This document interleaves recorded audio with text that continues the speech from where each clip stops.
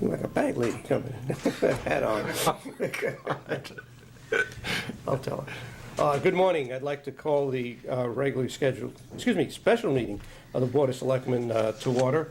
It's Thursday, January 23rd. It is now 20 minutes after 8. The first order of business is the Pledge of Allegiance. I'll ask Selectman Balistraci to lead us in that, please. I pledge allegiance to the flag of the United States of America and to the republic for which it stands, one nation, under God, indivisible, with liberty and justice for all. Thank you, Paul. Joe, you might want to mention it's only a special meeting because of the snow. I mean, it's not like there's anything exceptional about the meeting. Now, according to the, charter and state statute, whenever we change a meeting from a regular meeting for whatever reason, and then we have it on a different day or a different time, it becomes a special meeting, which we follow a little bit different regulations on, meaning we can't add anything to the agenda in this meeting. So, okay. Approval of the minutes, this is item 2, for January 16th, 2014. Do I have a motion, please? So moved. Second. Any additions or corrections? Okay. Comments? Seeing none, I'll call for a vote. All those in favor? Aye. Okay, unanimous. Thank you very much. Okay, I'm going to skip down to item 7. George isn't here, you better go to 8. He was 6.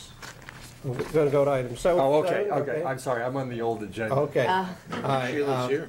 We'll stick to 7 now. Consider and take possible action to proclaim January as Mentoring Month in the town of Guilford. Do I have a motion? So moved. Second. Is there any discussion on the motion? I think it's great. All right, I'll call for a vote. All those in favor? Aye. Thank you.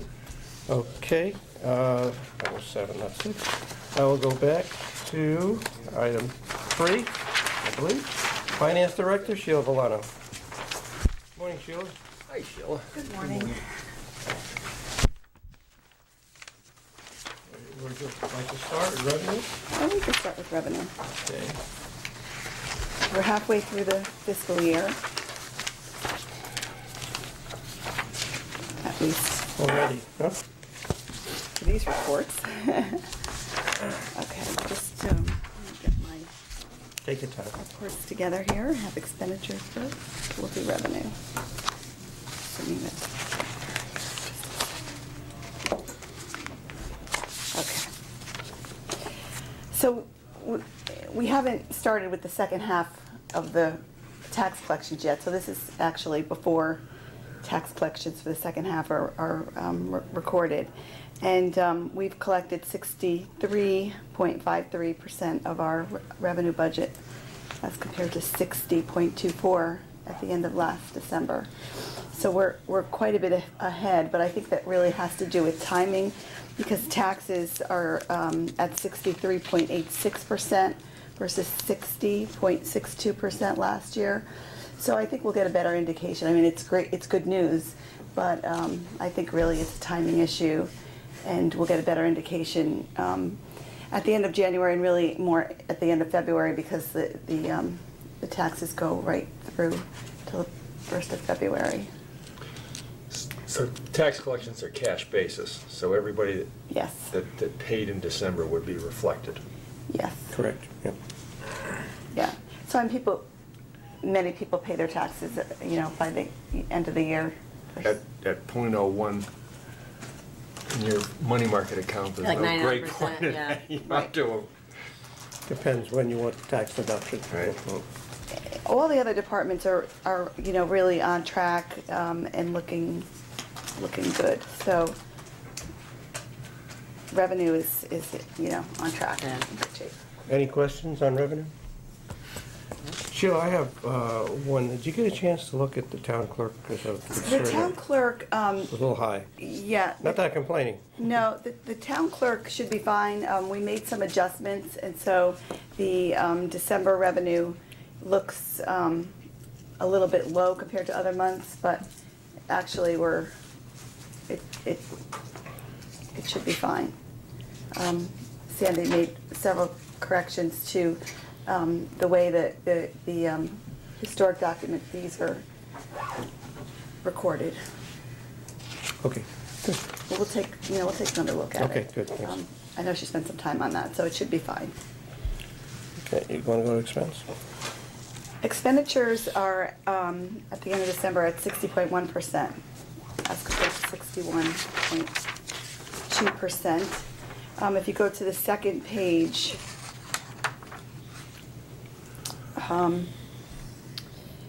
the calculation was done backing out the FEMA, the storm expenditures, and I actually did it based on the bottom line, including the Board of Ed, the adjusted total. So if you look overall for the town, we're at 47.99 versus 47.63. Actually, 47.63 this year, This year, 47.99 last year. Right. So we are right on track with where we were last year, with the storm and without the storm. There's really nothing unusual to report to you. Okay, any questions on that? Okay, want to go to medical, or? No. Do you have something? Oh, What? No. oh, okay. No, we don't want to go to medical. Medical is still trending a little on the high side.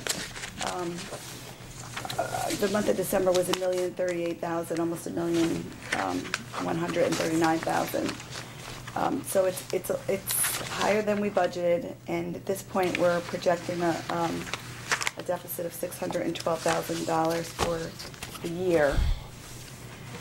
That could change. There are several cases that have reached 50% of the stop loss. As they approach the stop loss and meet the stop loss, our expenditures stop for those particular cases, but there are still other ones. So I have a feeling we're going to still remain on that. I'm projecting an annualized monthly claim of $1,042,000, and that's probably going to be pretty close to where we're going to end up. So you saw that this is driving our fiscal 15 budget as well. I mean, we really, I think, budgeted for too little this year. That's the problem. Oh, we just had a lot of unfortunate claims. Yeah, it's a combination of Yeah. both. Yeah, and as we know, you can't predict the catastrophic claims, And unfortunately. this is on a fiscal year basis, so people who are watching this know, rather than a calendar year. So we don't start from zero again in January, we start from zero No. in July. Right. Okay. As far as the So stop any loss. more claims that have hit the catastrophic loss does not impact our fund. It goes to the catastrophic coverage at that point. Yes, Okay. it continues all the way till Sure. June 30th. And you know, I have researched that a little bit. There are some individuals who were on last year, and then we went back to zero, and then they continued back on, so now we start. So there were a few that remained from last year. Meaning, Meaning it rolled back, meaning fiscal year. So at June 30th, they had reached the stop loss. right, And then we started from zero again in July with the same individuals. good, okay. All right, any questions? Anything else, Julie? No, I think that's it. Okay, thank you.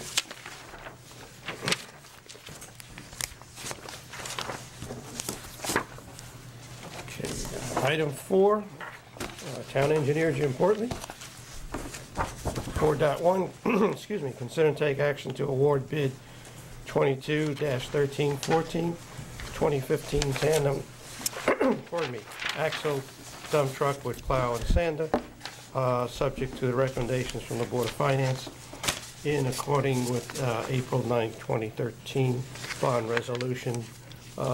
Just as a matter of explanation, part of the conditions of that bond resolution is that we can award the bid and the Board of Finance has to approve the spending or releasing of the funds. Jim, come on. Morning, good morning. Back in December, we received 3 bids for this tandem axle dump truck, basically 10-wheeler for the plow and sander. 3 bids were assessed. We had a bid from Nutmeg International, which was fairly high. Gabrielli Truck Sales of Milford, and the third one was Freightliner. We took a look at Freightliner because on the face of it, it looked like they were very competitive. When we did look at it, we found it didn't have all the requirements for the specifications. And so, and we brought one down, looked at it, but we decided that for the sake of both cost and for our service, that we would recommend that we purchase the truck from Gabrielli. We did have, as part of the bid, an option where we could just buy the cab and chassis and then outfit it ourselves. We felt initially that we would be able to save some money there, but in fact, we've been carrying through was a misconception that we had 210,000, which we really only have 195. But going through the numbers, if we buy the cab and chassis from Gabrielli for 115,000, we know we can complete the truck within the prescribed limit of 195,000. This has been brought before the Public Works Commission. They voted to approve it last week, so it is recommended that the Board of Selectmen endorse the purchase of the 2014 Mack cab and chassis under bid 32-1314 for the price of $115,313. So moved. Plus the warranty? No, that includes the warranty. Is a motion made? Is there a second? Second. Jim, I had a question. Is this a 2014 truck? Yes. Okay, I guess our agenda was a typo, which then it should say I'm sorry, you're right. 2014 instead of You're right. 2015. Okay. And what were some of the major differences that made you and the Public Works Commission not choose the Freightliner but go with the Mack? Well, the first thing is that the rear end was a double action reduction rear end that we would use on a construction site. We use a lot of these trucks. We use it for snow plowing, but we also use it for construction.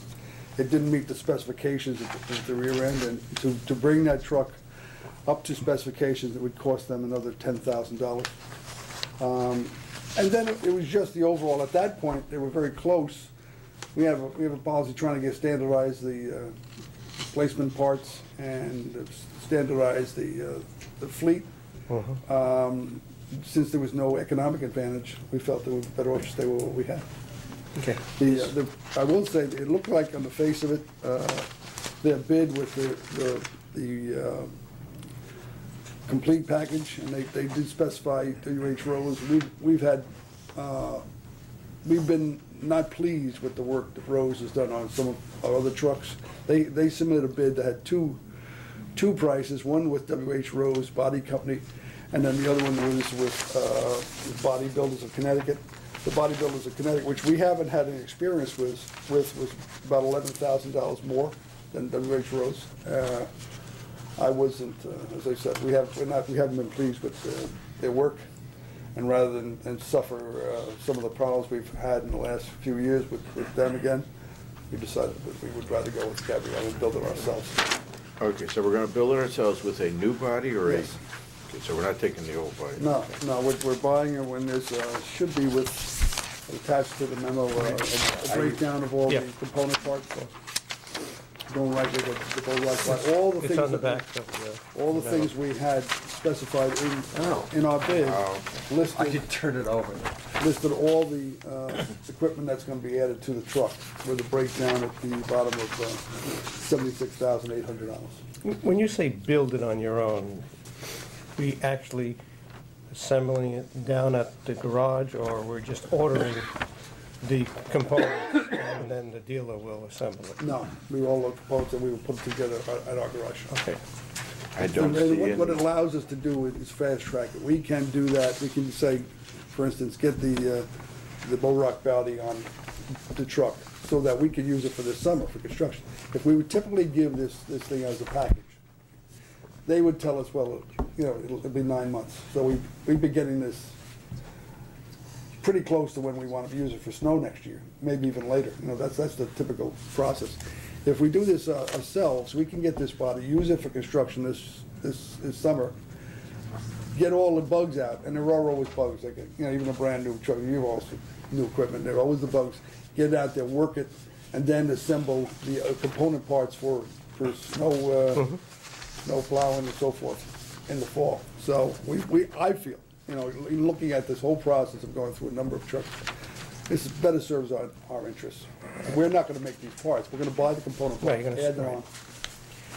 on. And that is covered under the warranty with us? Yes, oh yeah, with our us- warranty covers. With us doing the yeah. assembly? Okay, all right. The only factor that I don't see on this list is labor. No, we don't, for the reason, we don't have a labor charge or a cost associated with this. But to have a brand new truck, we would not have, we wouldn't have enough money. Bottom line. I understand the calculation of it, but You know, the price was put together 3 or 4 years ago for these trucks. Cost has escalated. Everything has escalated. You know, we just went through this last week, just even the cost of the tires for the truck have gone up in the last couple of years. I think Charles's point is, correct me if I'm wrong, is that having calculated of how much public works labor would go into this. I mean, the true cost of the truck. Yeah, no, and I would add roughly $100,000. That's my point. Not $100,000, $10,000. That's a hell of a lot of labor. Sorry, Yeah. no, about $10,000, because that's what we had figured, when we had gone through this calculation, thinking we had, as I said, $215,000. We thought, well, this would be a good way to save money, to reflect back to the community that, you know, what our contribution would be.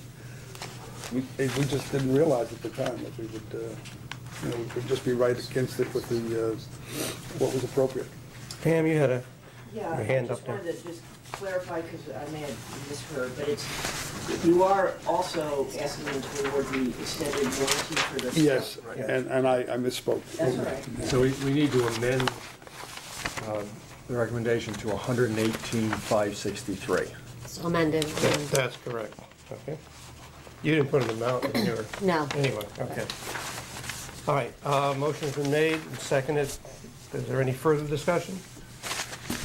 Call for a vote. All those in favor? Aye. Aye, unanimous, thank you. Jim, your report, .2, take possible action to approve resolution confirming commitment and participation in a regional household hazardous waste collection center. Right.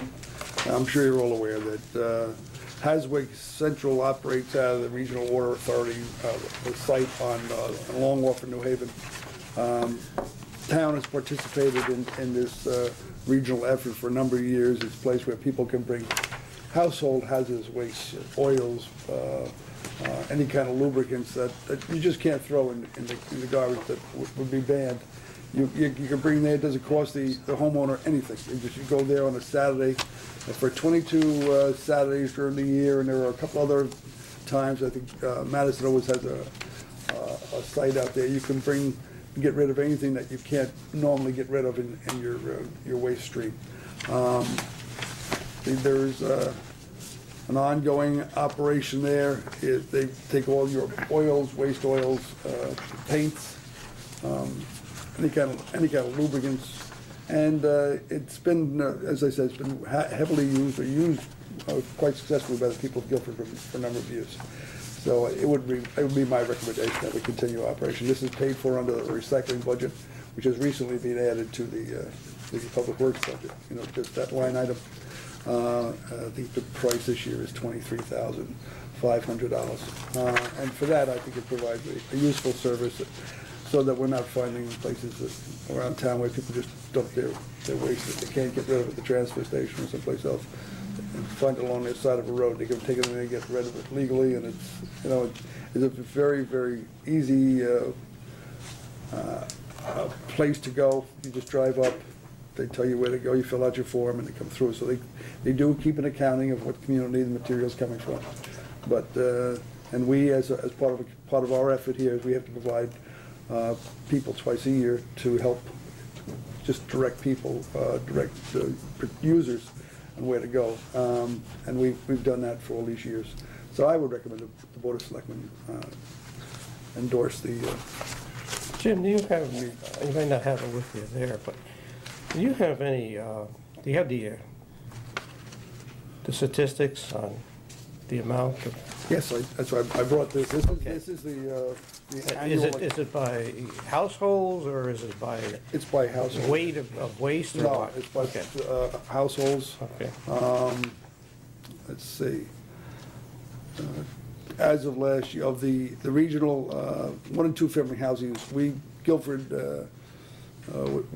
brought in 4.9% of all the material brought there. You know, they list by community: Bethany, Branford, Cheshire, East Haven, Fairfield, and we pay our costs based every year are based on the percentage of what the total cost to operate the Okay, facility is. okay.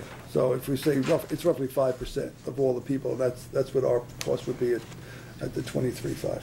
So our fee is based on the prior year's Yes, yeah, that, usage. yeah, our Okay, projection, but okay. it's about the same. You know, it's been very consistent over the years.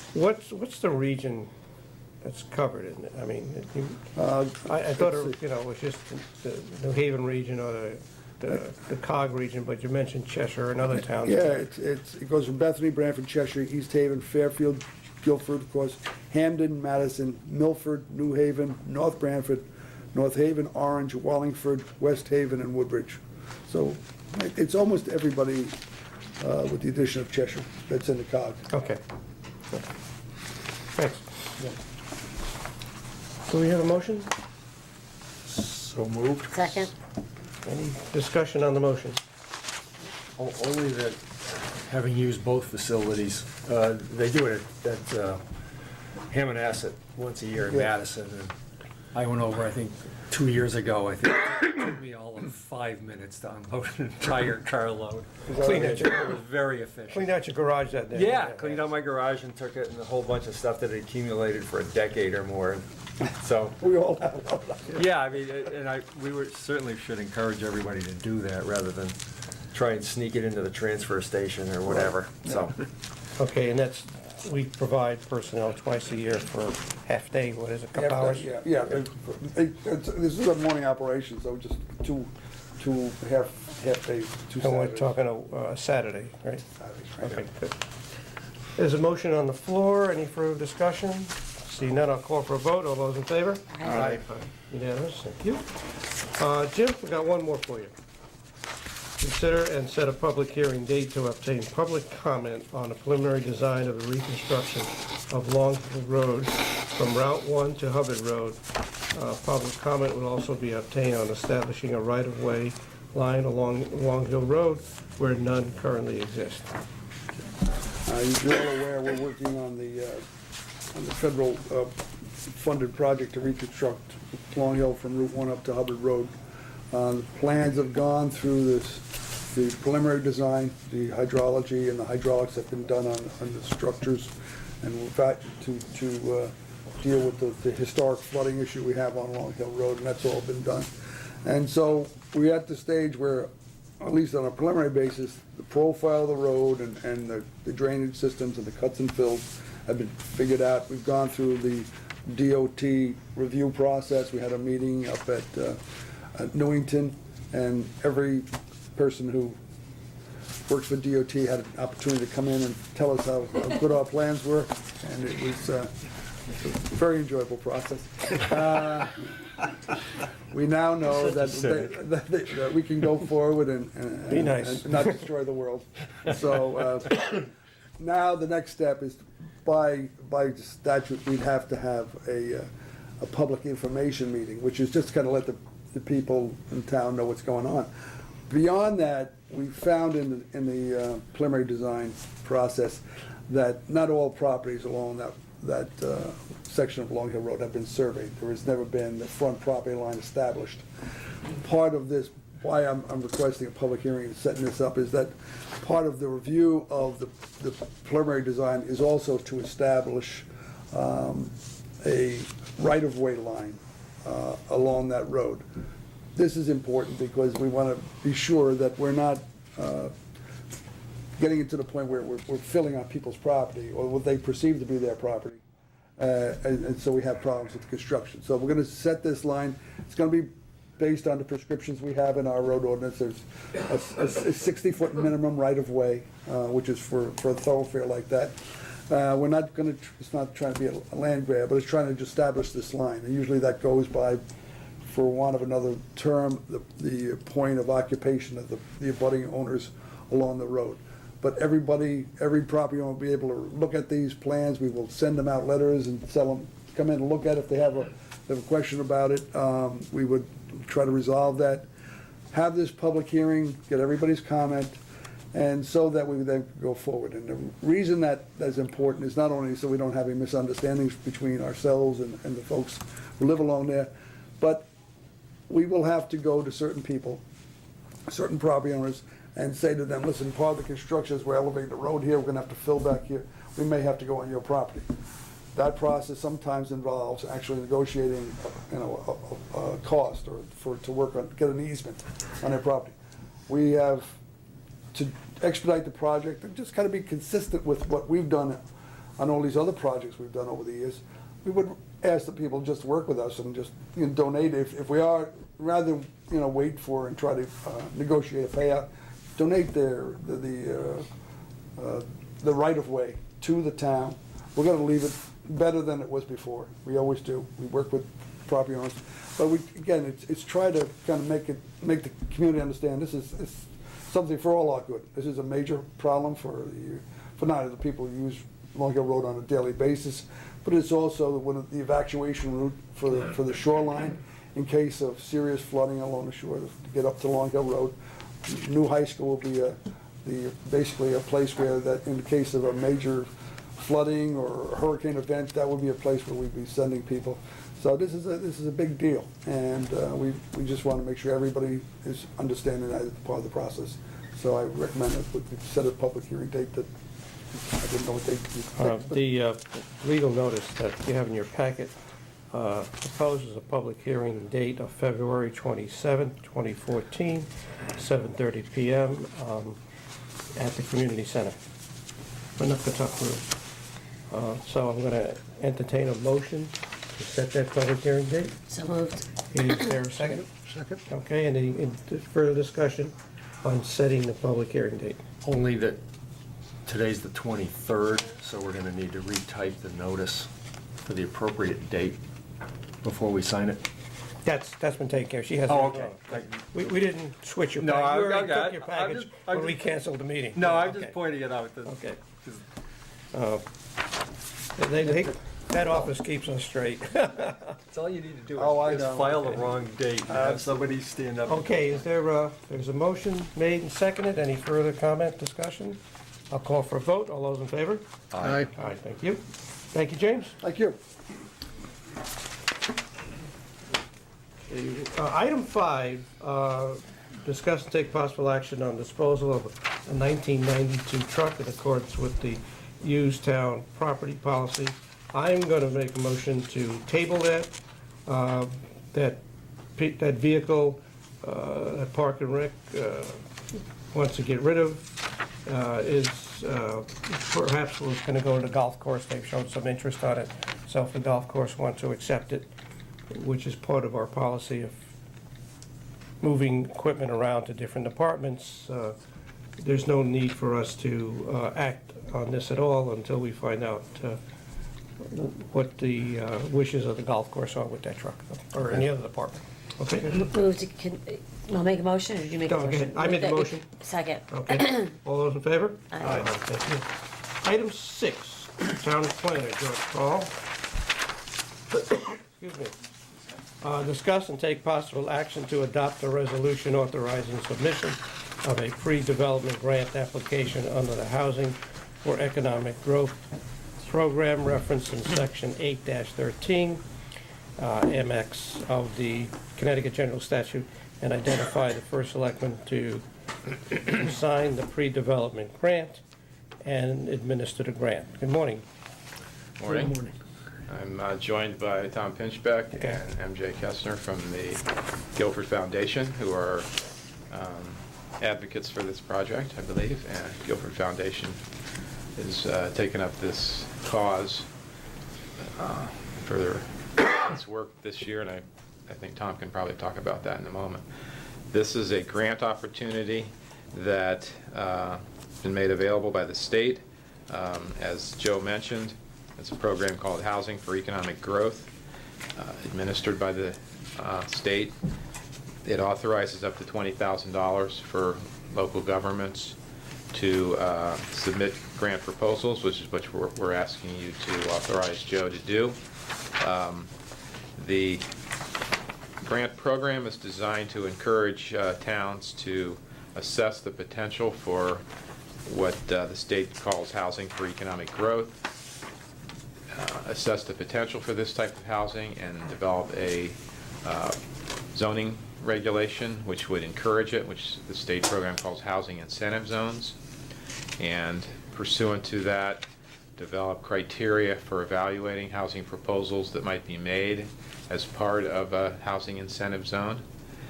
The program authorizes, encourages governments, local governments, to look at land and sites that have access to public transportation as potential sites for this higher density housing. And the purpose of the grant activity, should we be funded, would be to retain professional services, architect, engineer, planner, to look at property in Guilford that is located in proximity to public transportation, which basically means property along Route 1 in the center of town and also in the vicinity of the train station. Look at properties in those areas to assess their potential for higher density housing for economic growth. The biggest issue that we have in this regard is the sewage disposal constraints and/or opportunities that affect the ability to develop higher density housing. And so an important part of this grant will be to evaluate these sites with regard to their potential for higher density housing given the sewage disposal opportunities. So we would be looking to have a hire professional has expertise in that area in particular. Guilford has a long history of support for this type of housing. We have an active housing authority. We've worked in partnership with nonprofit housing developers before. We have a robust program for encouraging accessory apartments as a means to create more affordable housing units. And hopefully we'll be seen positively by the grantors as we submit this grant. The grant proposal, I believe you have this document that's dated January 17th, describes in a little bit more detail what we hope to do. We will create a study committee, if you will, or a planning committee that would focus on this should we get the grant. They would then help us retain the consultant and supervise the work, and we would also create a very active public participation process, because that's certainly key to the success of any program like this. So that's what we'd like you to do, is if you feel inclined to authorize the first selectman to submit this proposal. I have one question in regard to Town Center South. Mhm. Okay, you said sewage disposal. Right. Could any of this grant, should we get it, be used to offset our Pages Lane project we're currently funding ourselves? Good question. I don't know the answer to that question. We'd have to spell that out in the proposal, of course, that we would perhaps intend to do that. As you know, one of the other criteria that we'll be looking at, it's not explicitly stated here, is are the land costs and the development costs and the potential housing values associated with any new housing development. It's my opinion that housing in the Town Center South neighborhood is likely to be higher value housing, more expensive to develop, more expensive land, as opposed to some of the other parts of our proposed study area, for example, Route 1, certain parts of Route 1 in particular. So we're that'll be- ruling out the Town Center South area? No, I'm not ruling it out necessarily, but Okay. in my opinion, it's probably less likely to be defined itself in the category of more suitable for this type of housing, just because the values of housing are so much higher in the center of town. I think that's true, but also keep in mind that it's very close to a train station, which Yes, is absolutely. which is what this is looking at, as Right, opposed to right. a sporadic. Maybe sporadic's not the right word, but a bus line that is not very active. Yes, Okay. right. Yeah, absolutely. It's No where question. the train is. Yes, Shoreline no East question. is, so I would concentrate more in that area than I would on Route 1. And we do have developers who are, as you know, looking at projects. down that Absolutely. way. Mhm. Can this also apply to mixed value housing? Yes. Where the, Mhm. so that It could. the element of Town Center South, where there may be some low-cost housing mixed in with the Right. market value housing. I think that would be the type of thing that we Which would tie design. back to the question Yes. Joe asked, which is the sewage system Mm-hmm. that is being studied. Yes, I think that's a good thought. It can also apply to mixed use, where you might have commercial and residential combinations, Okay. which we have some good examples of in Guilford. I'm not sure exactly what Tom and MJ want to say, but they're here to Just back me up, I hope. affordable housing has been an issue that actually the Guilford Foundation took on this year. We've been studying for a while, but it's been identified in town as a sort of a hot button issue, and we really are focusing on it this year and trying to get some drive behind the efforts. And this would be a large step into helping find out. And one of the things identified too is that a lot of it has to do with there's not a lot of single one-room, two-bedroom housing in Guilford, and those are homes or apartments that are helpful for starter homes and also for folks towards the end of their life when they're downsizing after children are out of the house. And so it's just an interesting topic, and I feel it would be great to have support from the town on that. I just want to say, one of the things we did is they did a census study of affordable housing and found that the cost of the median price home between 2000 and 2007 using the census data rose over 80%, which is a huge jump. So it's not just that it's hitting the end of the spectrum, it's hitting sort of the middle of the spectrum in income too. And I know we've seen a dip since then, that might have been the peak. But I think to Tom's point, there are a lot of people this doesn't touch, and most of the town programs help seniored or disabled, which is starting to include developmental disabilities. And so just anecdotally, the last time they opened the waiting list for the housing list there, Bessie Sturzel said they got 90-something applications for a handful of openings. So we've seen sort of repeated evidence that this is a sort of a high-pressure need. And so this is kind of, in some ways, an easy thing for the town to do because it doesn't obligate you to follow through with the results of the study. It's really just to see if there are places in town we can do this. And their target is that 20% of the housing created would be affordable, so there are opportunities for mixed use, or mixed value sort of housing, different types, and also mixed use in terms of commercial and residential. So it seems like a great opportunity for us. I've always been careful to use the term affordable. That can mean anything. Right. Okay? If you mean for disabled and for seniors or downsizing, I don't think you'll have much of an objection in town.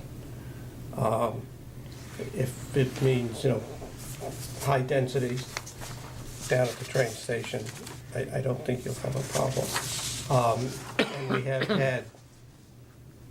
And we have areas of town where we do have this type of housing already. And our 3 housing authority complexes work very well for our seniors and disabled people. So I think that would be well accepted.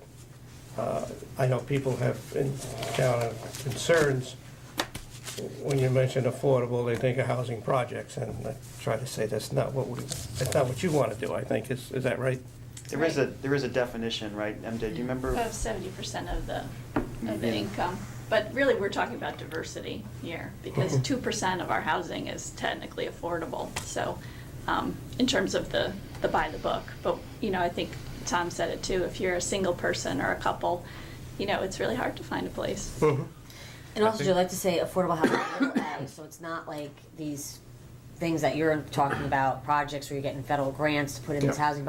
It's more that maybe you would look to putting more of a PRD type of situation with smaller homes for families to come in, and you weigh that with, allowing certain things in that regard, but also allowing more elderly houses, because we definitely could use more senior housing, Definitely, yeah. and young professional, like you just mentioned. Starting, So, yeah. I mean, there's definitely a need.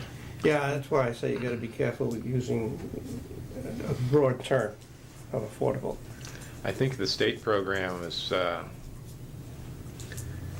guess I won't try to characterize it, but it is called Housing for Economic Growth.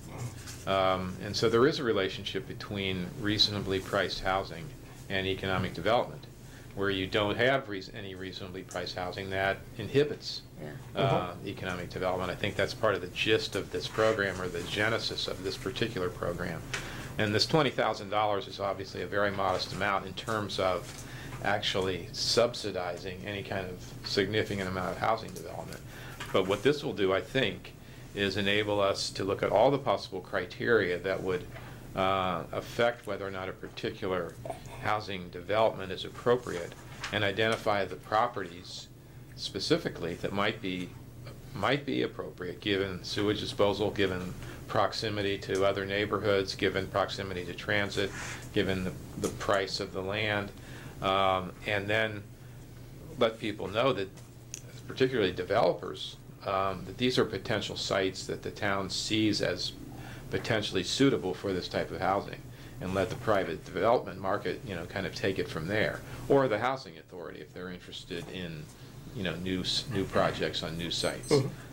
So those are all the possibilities. What we would be doing through this incentive housing zone is creating a zoning vehicle that makes it more expeditious, perhaps, and also creates the design criteria that we think are appropriate for that type of development. So obviously, we're not going to be zoning for high density, huge housing developments or projects along the lines you just suggested. Okay, now, I agree with Cindy that in spite of what we heard in the fall about the seniors leaving, that's not the truth. The truth is that we've kept them here, and part of the reason is our tax program that freezes their taxes.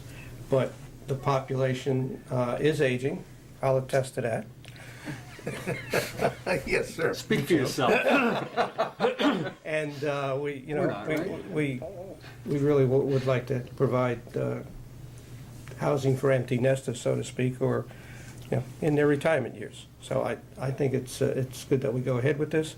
I also would encourage George, either your department, who's ever going to write this, that we seriously look at if this can apply to our Pages Lane project that we're currently undertaking. Okay, so that's what I had to say. The other issue, which we didn't touch with, I became aware of it because of a person who resigned from one of our commissions, recently divorced and having a lot of trouble finding affordable housing. And so, I mean, it goes across all age groups. This is funded by the state. I mean, there's nothing in this document that actually says.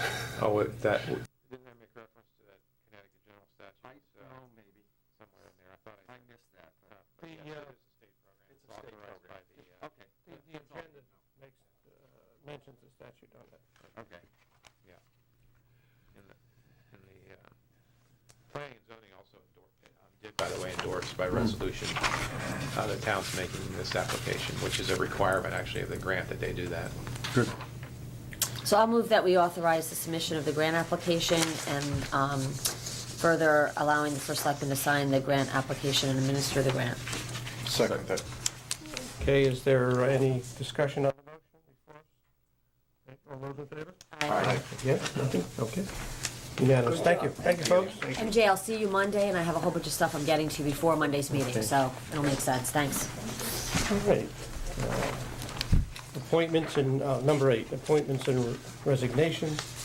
8.1, act on a resignation received from Collins Grattan from the Economic Development Commission. Do I have a, So moved. Second. all those in favor? Aye. Okay. Act on a resignation received from Kimberly Bailey from the Planning and Zoning Commission. Do I have a motion, please? So moved. Second. All in favor? Aye. Act on a resignation received from Susan Kelly from the Youth and Family Service So Board. moved. Second. All those in favor? Aye. Act on a recommendation to move Richard Meyer from alternate to regular member on the Planning and Zoning Commission to fill a vacancy to expire February 28, 2014, and to appoint to a new term to expire February 28, 2018. So moved. Okay, Second. okay. Do we need an explanation of that, or that's No, self-explanatory? so he's Okay. going to be filling and then. Kimberly's filling into spot. We don't have to next, do it yeah. next So we don't have to do it next week, Yeah. right? Motion Cut made, that. seconded, all in favor? Aye. Just a question. There are openings on P and Z, Yes. correct? Do you Yep. know how many? Well, there's, now this becomes an alternate spot, and I think you guys have an alternate, 2 alternate spots to fill, I'm not sure, okay?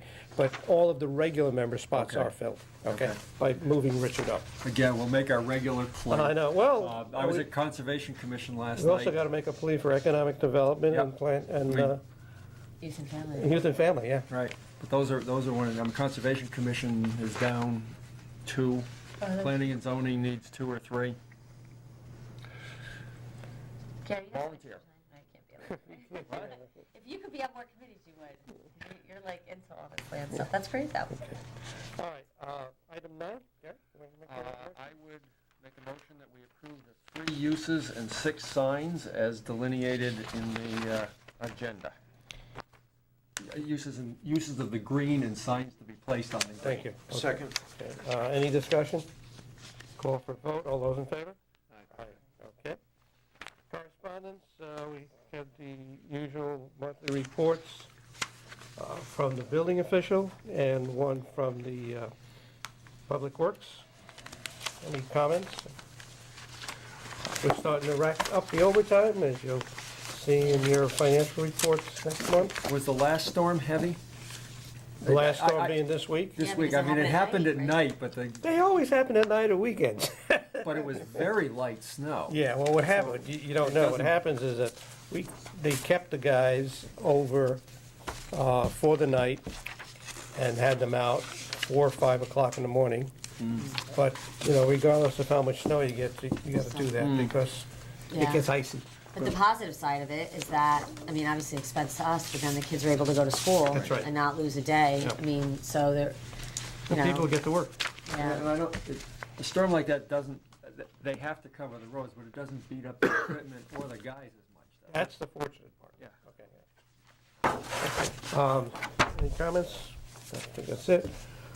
Committee reports, anything to report on committees?